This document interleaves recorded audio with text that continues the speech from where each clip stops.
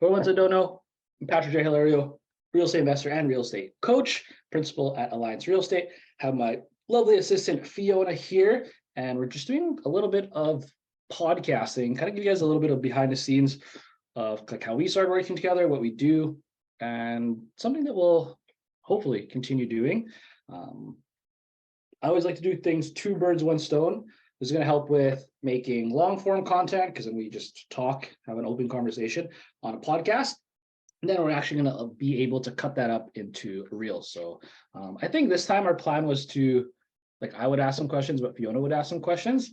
I think it might be easier if you just ask your questions, and we'll make another episode where I'll ask the questions. So something we can plan maybe in like 2 weeks or something, or a week. We'll see. Yeah, we'll do that. Okay. Should I do a little? I think you should do a little introduction on my behalf. Yeah, so Fiona has been working with me since March 2022, I think, right? Yep. And she was essentially the first like hire addition to the team, and she's the assistant, right? She's the executive assistant, does a little bit of bookkeeping, a little bit of the marketing, a little bit of social media, a little bit of everything. And that's what I really needed for that first hire, right? Because I didn't really know, like, I didn't go to school for business, right? I've been a teacher, and it was finding out and accepting that I was just too busy to be teaching full time, doing real estate investing and coaching, and also trying to like start up my own consulting and make programs. It was just like craziness. So I decided like I needed an assistant, like someone I can just be like, hey, can you take this off my plate? Which is one of Fiona's strengths, but we're gonna be learning more about that. And a little bit of the story. I guess this is kind of like the origin story of how we started working together. I think that's what I remember being your first question. So Yeah, so today we'll just be getting to know Pat and how his dynamics work when it comes to Hilario Holdings and doing real estate coaching and media content and basically everything. So where I stand with Patrick is, if you think of someone's right hand, I'm Patrick's right hand. So yeah, today we'll just be getting to know more of Pat and a little bit of me. So I've created a few questions that I'll be asking Pat that you guys might be interested in. And yeah, let's get into it. So the first question that I have for you is, how did you end up working with me? What led you to finding someone, or what was your ways of trying to find someone that was capable of handling the work that you needed to be taken care of? see, that's an awesome question. So how we started working was essentially I sat down and kind of realized that if I want to ruin my life, I should not hire an assistant. I should not hire anyone. I should just do it all myself. If my goal is to just ruin my life, that's what I should do. So it was clear that like I was just too busy, overwhelmed, fell into the entrepreneurial trap is what we'll call it, where you think you can do everything on your own. And I was absolutely wrong. And I just had to figure out how to hire someone. So I used a lot of social media. I still use a lot of social media. So essentially what I did was just made a quick ad on my stories. Hey, I'm looking to hire an assistant, preferably someone that was in town. And that was a criteria I needed at first, because I wanted that personal connection. I didn't want just a virtual assistant at first anyway. We'll get into that later on. And essentially, I had a couple candidates. I think we had 3 candidates, all women. So that was also an interesting conversation having with my girlfriend, but she's cool with it. And she actually knew Fiona before she knew me. So that's kind of interesting too. She knew me when I was a baby, when my mom was pregnant. Yeah, which is, yeah, it's totally crazy. Small world, small Winnipeg. And what ended up happening was I do the interviews, and Fiona clearly blew the competition out of the water. Fiona came prepared. She did an awesome interview, and like pretty much we just said, okay, if you want the position, we'll do, I think it was like a 1 month internship, right? Yep. Unpaid, just yeah, it was a sticking 1 month my foot in the water. internship. I did that one because I was like, scared and cheap. Right? I was like, oh, I don't know if I can afford this. And then two, something I learned in teaching is like the best candidates will do it for free. And that's something I've done in the past. I've done tutoring for free. I've taught real estate for free in the beginning. I've literally done everything that I currently do and have done in the past free at some point and eventually got paid. So that was a philosophy for me, that I wanted someone who's committed to essentially the vision. I told her that I really wanted to start essentially a family office with Hilaria Holdings. So I kind of showed her the vision, and it was awesome. She was also interested in learning about money and real estate. So she crushed it during her internship, and that's essentially how she got the position. Yeah. It's been almost a year since like we started working together, and like one of the things that really stuck out to me when I did the interview and started working was like, yeah, if you really like what you do, you kind of, it's like as if you're working for free. It's like how do you build your reputation, or how do you show that you are credible? Well, what we're gonna do, like the last thing that you want to do is put someone in the position where you are not qualified to do something, and then you end up paying someone for wasting your time. And that's one of the biggest problems that employment that people face with employment is, like, let's just say you were a business owner and you hired someone, and you had these qualifications on the Indeed website, and it says, oh, must know this, must know that, must have a degree in this. And then eventually you hire someone and there's like, they have no idea what they're doing. So I think like that's one of the biggest things that I've learned, is that if you really want to do something, you might as well do it for free. So I think it's like one of the biggest things that stuck out to me. And when I like start my own business, I would implement the same philosophy as well. Yeah, totally. And it works for like, those like just getting to know people, getting them started. Now, I guess doctors is a bad example. But later on, like, eventually there's going to be some people that we just hire, right? Like some of our editors, they do like a quick internship. We give them a small project. Some do it for free. But with like full-on videographers, it's hard to get them to do work for free. I get the whole exposure thing. I used to do breakdancing too, kind of just a side tangent. So I've been through the whole people. You can tell someone's trying to take advantage of you with free work and how like they position it, right? I don't want to get caught up in a tangent there. I'll make a video on that, but yeah, you can get away with internship. Just like, you got to still come from a place where you're not just cheap, right? Don't just do that to be cheap. Like it's actually got to be part of your philosophy. So anyway. Yeah, exactly. Okay, so I think the next question that I have is, what was the best or greatest improvement since you started hiring and working with me? Ooh, that's a good question. Biggest improvement for sure, and I kind of could tell that's where I like your potential when we started, was Fiona can work on her own, right? And you're like, oh yeah, all workers should be able to work on your own. But it's not necessarily the case. Fiona's very good at it. And even during your internship, I remember she was already like thinking of systems, how to simplify things, make things better, streamline it. And now she's way better at just being able to have that initiative, right? And something I've learned is to trust my people, right? And again, like I try to control a lot of things. I do my best to try and not micromanage Fiona. I probably still do it a little bit, but I do my best. I try. But there's days like, I remember this one story. I woke up and I was just like having a freak out. I was just overwhelmed, right? It's when I'm overwhelmed, not making good decisions. And I like go to Fiona, I'm like freaking out, like edit this like video, I'm like micromanaging it. And then a couple days after I thought about it, I'm like, what a waste of time. Like I wasted, I think, an hour and a half of my time freaking out about these things.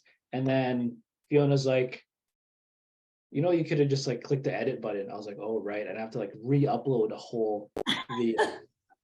It was crazy. Like I look back at that, I'm like, I don't know what I was thinking, right? It's just like, again, entrepreneurship, it's not like all fun and games, right? I get you hear it all the time. Oh, entrepreneurship is so sexy. But truth is, even I still get overwhelmed. That's why I literally hire people to help me deal with being overwhelmed and what it means to like be the CEO and have those responsibilities. So now that actually I'm very happy that happened because that showed me that Fiona is even more capable of just being able to be independent. So that's a big um, improvement I've seen of just like you've been able to like she's built our like back end bookkeeping system, right?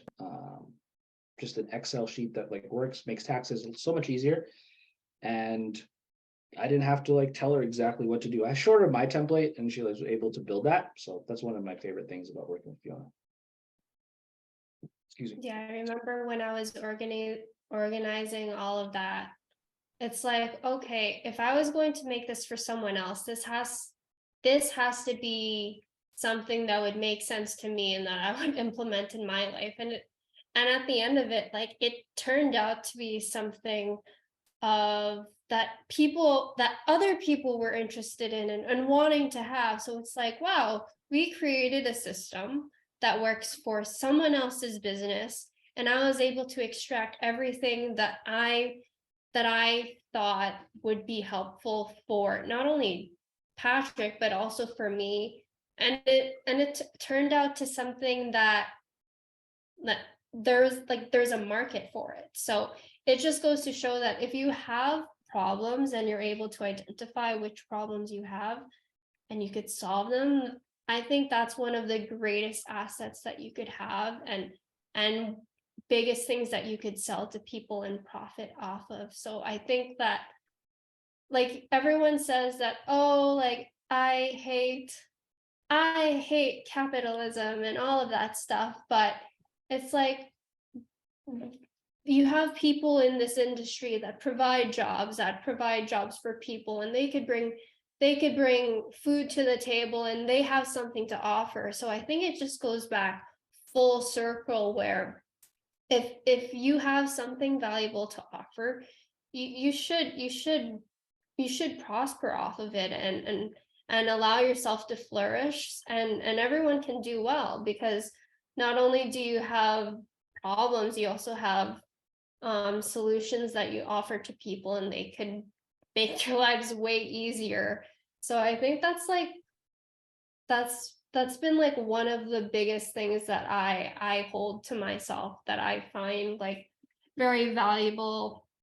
And it's just a good way to like look at it. I remember when I first started working with you, I was actually scared because I was like, what am I getting myself into? Like, What am I I doing? have no, yeah, like I have no idea what I'm doing. I have no background.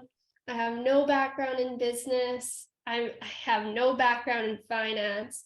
I have no background in accounting. So it's like I went into university doing a chemistry degree.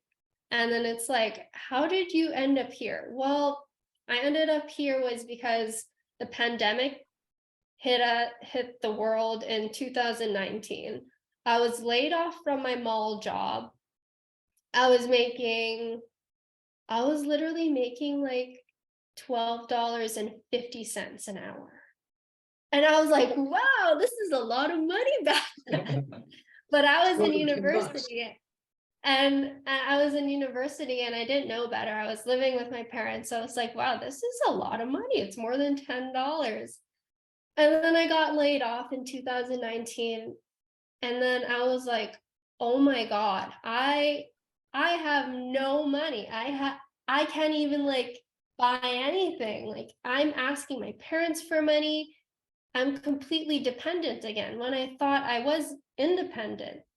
And then I was like, okay, well, in order to get out of this situation, I'll have to learn about money. How does money work? So because we were in quarantine for like, how long were we in quarantine for? Like 2 years? Yeah, something like that. We were in quarantine for 2 years, and we would get in trouble for going out. So I'm like, okay, well, what else do I have to do but sit inside and explore the internet? So I learned about finance. I learned I learned about how to invest money. I learned how to save money. I learned how to budget money. And during that time, I was like, okay, well, during this time, since I'm not making any money, I figured that I might as well learn about how I should manage it before I actually get a job again, or before I get my job back. So I actually know how to make my money work for myself. And by the end of that, I learned how to invest my money. When after the pandemic, I think it was 3 months into the pandemic, I got my job back because I was laid Nice. off. I opened a TFSA and I invested my money in the stock market. Nice. And this was when ETFs were like $200, Aritzia was like $16 a share. Now it's like 60. And I just invested the money, whatever paycheck I got, and I invested it every month. And yeah, and here we are. I learned how to file taxes, I learned how to bookkeep, I learned how to manage your money. I know how to write things off properly without getting in trouble by the CRA, and do it for a business, which would be for Patrick. And I think it's awesome. Like this job, I knew that stepping into something that I had no background knowledge about, I ended up learning something just because I acknowledged my own ignorance. And like even though you're working for free, the most valuable thing that came out of this was a learning experience in business. And I think that's what shifted my mind from I want to work 9 to 5 to I want to work when I want to work, or I want to work for something that I actually enjoy. And I think this like entire journey up until now has been worth the while. Like this, I love what I do. This is awesome. That's awesome. And like, yeah, like for the ones that maybe you guys didn't catch that, but that's super important that Fiona started actually investing her money before her active income was fully there. Now, of course, you weren't investing like hundreds of thousands of dollars all one shot, right? Because you were essentially dollar cost averaging. That's when she's like buying, shares every single month, probably around the same amount each time. But it's like learn to manage money before you have money. I see too many people be like, oh, I got to get a better job. Well, how do you know your job's going to get better? Like you could just say that in perpetuity, you keep saying that. Whereas if you just build that foundation of like, hey, learn to manage your money. And then once you get your job, easier. Because if you can manage your money when you make no money, it's literally the same thing. It's just now you make more. Then there's probably some mindset issues that you continually work on. But once you know how to manage your money, as long as you stick to those principles, it stays with you versus having to wait and tell yourself the lie that you're going to invest money when you make more money. What if you never make more money? What if like you're capped right now? Like, you don't know. Are you sure you're going to be able to increase your income? Maybe a big reason people increase their income is because they invest either themselves or into their business. So that's pretty awesome. And like Fiona, exactly what she was saying. She was in there learning literally everything. Like I think the only things you really didn't learn too much about was like the renovation side, because we never really did renos together. But even like building furniture, like Fiona's received furniture for me. She's like built a few things, if I remember properly. Like, did you end up helping build some furniture? No, I just told people, hey, put that couch over there. Actually, I don't like that couch over there. Can you move that couch there? Or I would wait until the movers come in. And yeah, just what did I do? So I made sure that the movers came in, brought in furniture, and basically tell them where to bring the furniture. What rooms? I remember, yeah, we had to just sit down and be like, hey, what room does each thing go? And how do you actually explain that to someone? Because I was away. I was doing something. I think I was doing, I don't know, I think I was doing calls or something. But even sales, like Fiona's done some sales. She does the marketing, right? She's done some sales calls, some triage calls. Yeah, a little bit of everything. Yeah. Okay, so the next question that I have is, where do you see yourself in the next 3 years? That's a good question. So 3 years from now, my goal is essentially to just eliminate certain habits and be happy, right? Like business wise, I think if in the next 3 years we just continue to keep doing what's already working, like we don't have to add too much.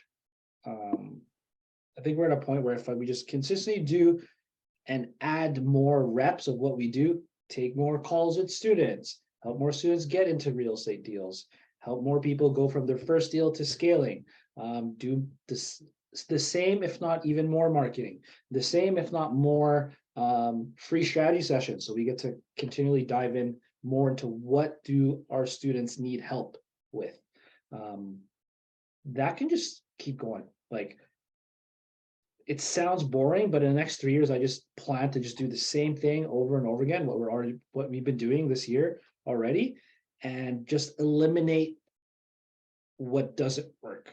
Right. So it's like doing the same thing, but just getting rid of what doesn't work. Um, Big one is like not drinking alcohol. That's definitely gonna be connected to me being happier. I haven't drank alcohol since New Year's. I think maybe I had a beer, maybe like I think 21 days or like maybe in February or something. But basically, yeah, been no alcohol. So that's definitely helped a lot. And then, keep working out and really focus on health, wealth, relationships, passions. I think I've already dialed in what that vision looks like, and it's just slowly keep building those habits and picking at it. Um, yeah, so 3 years. It sounds boring. It's like, oh, you don't have like any crazy plans. The crazy plans will happen if we just stick to what we're already doing. I do have the crazy plans. Um, I've been learning not to say that out loud, like what they are, just because I know. Hey, if you guys have been enjoying Patrick's videos with him sharing his wisdom, make sure to help our channel out by hitting the like and subscribe button. Let us know what videos we should film next in the comments section. And also make sure to check out the links in the description below and apply to get your free personalized real estate roadmap. Because I know that if we just do the day to day, stick to our key performance indicators and KPIs, we'll get there. So I'm not too worried about how far we'll get in 3 years. I'm more so just focused on, okay, what does it have to do? What do we have to do every single day that makes it a guarantee that we get to where I'm trying to envision in 3 years, where, happier and have more free time. Yeah. So I watched a little reel from Patrick Bet David. Do you know who he is? Yeah. And there's a question that someone asked him on his podcast, and this is the same question that I want to ask you. And what that guy asked him was, if you lost all your money right now, would you be how would you look at the situation? Would you be like thrilled about it? How would you feel about knowing that you lost your money right now? What would you do and how would you manage? Good question. I was actually thinking about this a few days ago. If I lost everything, I would immediately either get a sales job that pays some sort of hourly, as long as the sales gig had no maximum, like there's no cap to how much money I could make. And then immediately just build those sales during the day, do that job during the day, and then in the evening, build some sort of online service-based business, something around marketing, something around what I'm already doing, whether it's like real estate or finances. It might be hard because then people are like, oh, you lost everything. But I'd have to position it of like, how to help people not go through what I just went through if that were to ever happen. But I think sales cures all. It's a great quote I learned from one of my old sales coaches, is that if you just get really good at it, if you know how to hunt where you eat, to hunt for your food, be able to sell so that you can eat, you'll never starve, right? And before, if you asked me this like 6 months ago, I probably wouldn't be as confident. But after the amount of sales training I've been doing and just a dedication to learning human nature, because that's all sales really is, be able to persuade people based on their human nature. yeah, I would just pick up a sales gig up until I would able to rebuild everything back together. I would go back to house hacking for sure. First house hack it, live like a college student. I'm even thinking next month to kind of live like a college student. Me and my girlfriend were talking earlier, and I was like, anytime I'm here in Winnipeg, I basically live like a college student. Like I'm at home eating ramen and eggs and like vegetables and then like steak. Now I guess steak's a little bit fancier, but I'm not actually a college student, so I can enjoy the steak. But you know, little bit of ramen and eggs can go pretty far. Plus, you had like protein powder. Like I have like beef. What's it called? Beef broth, like beef bone broth. It's like 15 grams of protein. You put that, and then you have like 60 grams of protein in your ramen and eggs. It's pretty crazy. But yeah, that's how I start. Live like a college student, and then sell until I get my first house. Do a house hack, and then keep doing the same thing over and over again. I think it'd be easier if I lost everything because I started from nothing, plus no education, and that was freaking difficult. Worth it though. And now whenever I go through like difficulties, I just look at it as like, hey, cool, life's a video game. This is the next mission. This is what you got to do. Or like cry about it, but like that's not going to do anything. So. Yeah. Like one of the first things that, like, if I was there, or if that was me, or like basically the general public, they would just usually crumble. Like they would just, I don't know, just mope. Like how, like what else are you supposed to do? Like, of course that's a stressful thing to go through, and it is sad because you have, let's just say you have dependents and they're relying on you, so it's like, oh, what are you going to do? But how about for people that don't have dependents? Would you say that for people that don't have anyone, for people that do not have dependents, do you think that these people would have any motivation to get themselves out of that rut? Like, I would think that as a parent or as a business owner who have employees, I think people like that have people depending on them are more likely to succeed when they are in a rut, as opposed to people who do not have any dependence or any responsibilities relying on them. Because what motivating factors would they have? Well, you have kids, you have to put food on the table for them. If you're a business owner, you have to pay your employees who are working with you, as opposed to just being single, male, and you have nothing. So it's like, what are you going to be working for? Especially if you don't have anything to aspire towards or transcend yourself to. So it's like, how would you see that? Like, do you think that people who have dependents are more likely to succeed, or do you think it would be the same? That's a good question. I think now this comes from I guess Jordan Peterson. I don't know if Jordan Peterson talks about this, but essentially you got to have something that you're working that's more important than you, right? And for me, it's always been like, I've already started off poor. It's always been running away from that, right? And you'll hear this all the time, like you don't want to fill holes or you don't want to fill like emptiness in you. But sometimes if you're playing the survivor game, that you just want to survive, like you'll find a way, right? That's where I essentially started. I did not want to look my future kid in the eye and be like, hey, we can't afford McDonald's this time, right? That's something I heard as a kid. And again, like you're running away, trying to fill holes, fill voids because of that, right? So I have the privilege of not ever seeing the option to not make it, right? And that just comes from, and that becomes a limiting belief later on, right? Of like, hey, I'm running away from not feeling like I'm enough. So the new paradigm is just believing that I am enough. But that gap was just, you try to run away. I'm trying to run away from not being enough so long that you get results until finally you start actually looking back and be like, hey, I am enough, because in the past I've actually proved myself with all these results. Now, if you don't have something you're working towards, then if you don't have dependence, I feel like it's a lot harder to motivate yourself from that. Especially if you're coming from a place where like you would be okay.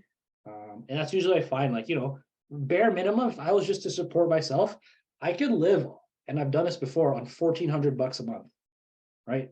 I'll pay $700 rent, pay about $300 for food, and then use the rest for $200 towards investments, or even $100 if times are rougher, and then the rest I would just live off of. But that doesn't support anyone but myself, right?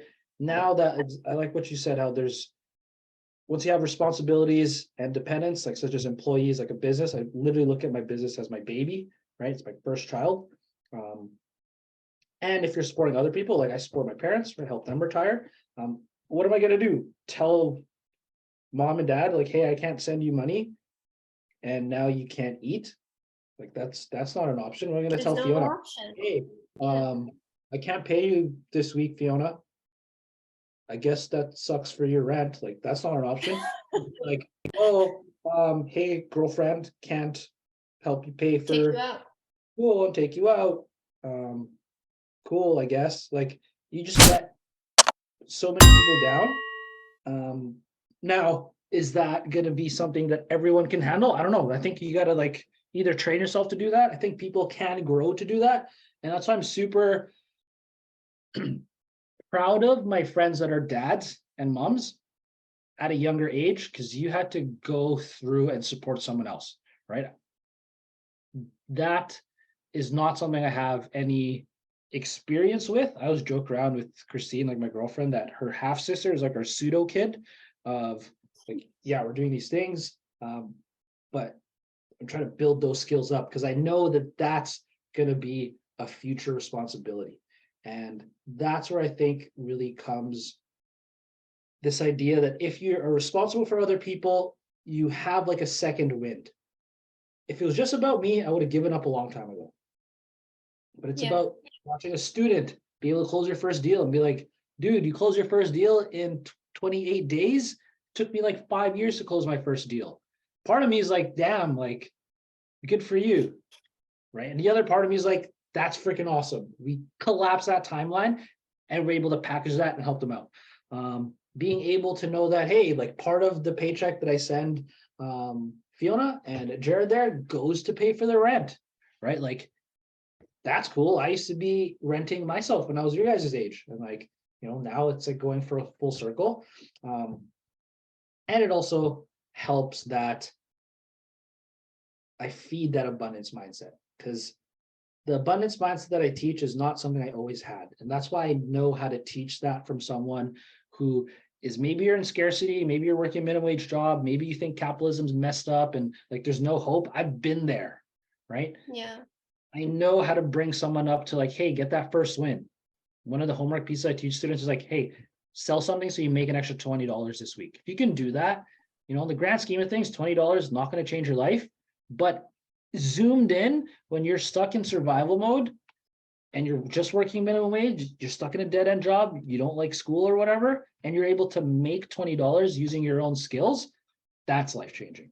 That's when you start realizing, okay, it's possible, right? And you just need to start believing it's possible. Then we can graduate to you, okay, not only is it possible, you can actually get good at this. Then we can graduate to you, okay, you can actually get good at this. Now you are good at this. And then keep moving people up, whether that's in real estate or getting into even just the financial literacy side. Yeah, I think if people acknowledge their gifts, or if people are more willing or are able to just show some encouragement into people, I think the world would be a better place for people doing better for themselves, because I think that's what people need. Because if you're in a shitty situation, it's obvious you're going to hate the world. You're not going to be happy. Yeah, If why would you you're not? in the worst position, if you're in the worst position ever, what more do you have left of? And And if that's just your life, you're only going to focus on that. And if there's no one around you that's telling you that, hey, you can make yourself better than what you think you are right now, like, people would be doing so much better than what they're like what they could be. Because I think that's one of the greatest gifts of acknowledging that you have something special in yourself, and that you should foster that and create a life that you want. And I think that's the beauty of I guess you could say, like, the struggle. That's what J. Cole said. And it's the beauty in the struggle. Like, Yeah, it's totally true. And then, it sucks that like people pay to be in masterminds where there's always encouragement, but it's not always the people that are closest to you that always have encouragement. I think it's something everyone should breed, right? Practice that habit of when you see someone win, especially if you care about them, like clap for them as if it's like they won the freaking lottery, right? yeah. I try to do that for everyone. And if you don't have people like that, like literally, if you want to celebrate something, tag me and just make it clear that you're celebrating something. I'll repost that all day. I don't care if I know you for 5 minutes or if you know each other whole life. Like, I love celebrating people's wins. One, because it does two things. It cultivates abundance in myself that, hey, if that person can do it, like I can do it too. And like the next person can do it too. And then 3, it just feels good, right? I get a sort of a high from it. So like, why not do that? And I only see that in paid masterminds, which is weird. Or like friendships where that's a culture. Like, we have that culture, I think, Yeah. in our company. I try to really push that. Like, hey, like literally the smallest things, like clapping, like it's freaking awesome, right? Yeah, exactly. And to close this podcast, we have one last question. And that question is, what is one lesson? Actually, no, that is the wrong thing. If there is one thing you learned from Fiona, what is it?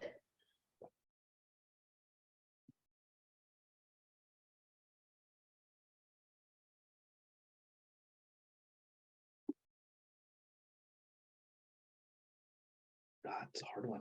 There's so many like good ones. I won't pick like, I won't be able to pick the best one. But Whatever comes. yeah, where it comes to mind. So one of my favorite things that I've learned from Fiona is the more that I teach, the more that it does help me out.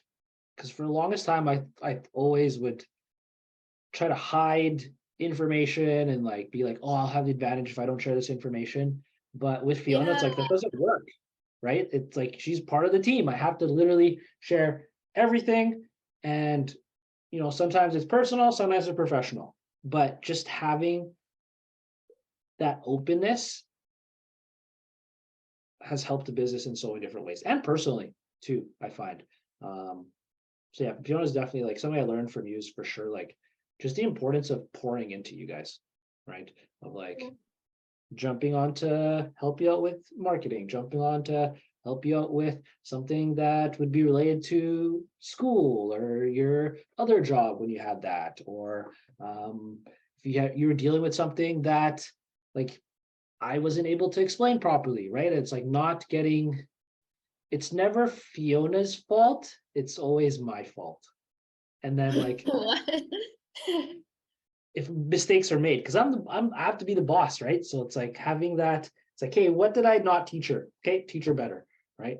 And that helped me become a lot more patient, in that sometimes I forget that Fiona doesn't know exactly what's going on in my head. So just being able to, no one does. Yeah, no one does. And it's like always just communicate it. If I need anything, communicate it. And another big thing that I learned is to just let go of that control, right? Of like, before I just didn't know what to give Fiona, and I always like filter it out. It's like, hey, do I give that or do I not give that? Now it's more like, I'll just ask and like see if I can delegate to Fiona, because I've been also showing Fiona how to delegate to other people too. What's the, like, maybe it's not Fiona's job to do that. She passes it on to Jared, right? Maybe it's not Fiona's job to do that. She'll pass it on to Sarwar. We were working with a VA from the Philippines. This is kind of funny story. And Fiona messaged me. She's like, "Oh, it's like not the greatest quality or whatever." And then I was like, "Okay, cool, teaching moment." Like, for me in my head, it's like I don't expect anything to be great the first time. I just want it to be done. Like, you guys see me post things all the time where my spelling's all messed up and like this is not like perfect. Like, I personally, I don't care. I'm just like volume and like, oh, you gotta be professional about it. Like, we still get the results. That's what's professional, right? We help students close deals. That's what professional. We help students learn real estate and finances. That's a professional piece. But I have such a low, not expectations, but of the first try, it's like just get it done so then we can course correct. But I didn't tell that to Fiona yet. So then when we get it, she's like, "Oh, like it's not the best work, whatever." And then we had a quick call. It's like, "Okay, like I actually didn't expect it to be the best work. We actually have to coach people through it." And then she kind of understood, like, "Okay, yeah, everyone's getting better too." But that's just the first try. If you're like, in her company for like a year and like, Fiona didn't get better, like she wouldn't be here, right? She'd be gone. But she does get You're up. like education, as obvious as it sounds, education is such a key pillar in the company that like everyone's always learning. I guess that's another thing I learned from Fiona is like people are excited to learn this stuff. Like for the longest time when I was alone, I'm like in this bubble where like, some days I try to sell and try to get people like interested in finances and it's just like nothing. And then, sometimes I would get caught in a like loop where it's like, oh, people don't care about money. But when I talk to Fiona, it's like, oh, she's super interested about learning these things. Then it kind of just a feedback loop of like, okay, people are interested in learning this. And as long as you just keep teaching her, keep educating, then we all just get better. Yeah.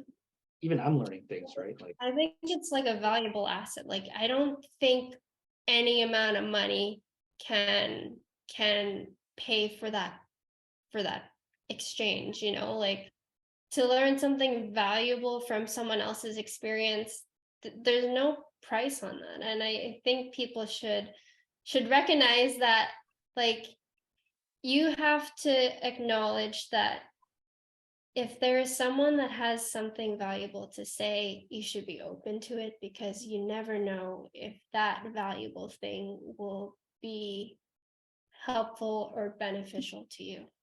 totally. That's why I like to learn from other people or ask a lot of questions.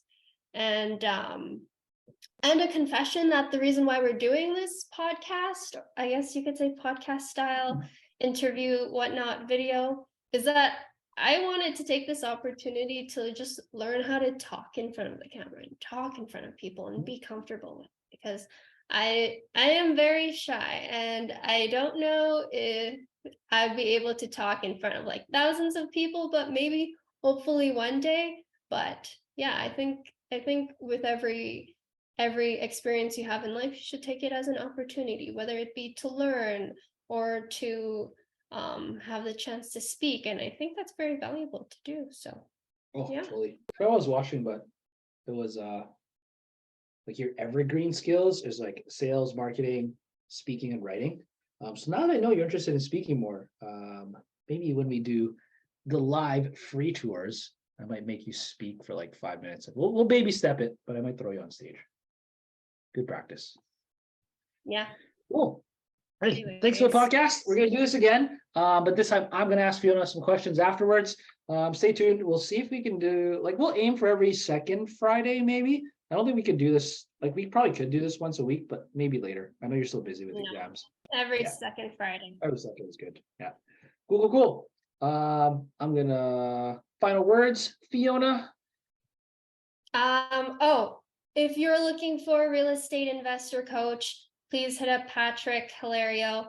There is a link below for you to book a free strategy session, and he will be able to provide you with a real estate roadmap for you to reach your goals and give you any tips and tricks as to how to become a real estate investor and eventually quit your 9-to-5 job. So if you're interested, Cool. click the link below. Yeah, there's gonna be a link there. That's gonna be on the live. Thanks for everyone for watching. You guys are awesome. Make sure you hit that like and subscribe button.